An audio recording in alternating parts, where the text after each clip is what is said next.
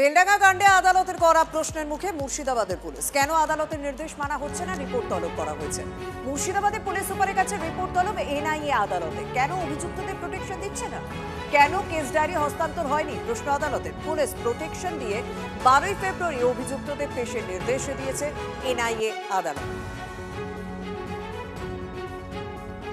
NIA তদন্তের আধিকারিকরা প্রায় প্রত্যেক দিনই যাচ্ছেন বেলডাঙ্গায়।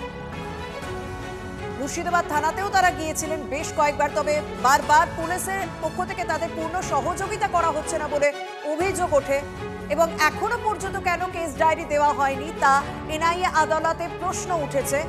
রিপোর্ট চেয়ে পাঠানো হয়েছে পুলিশ সুপারের কাছে এবং কেন প্রোটেকশন দেওয়া হচ্ছে না যারা অভিযুক্ত আদালতে পেশের সময়, সেই প্রশ্নটাও তোলা হয়।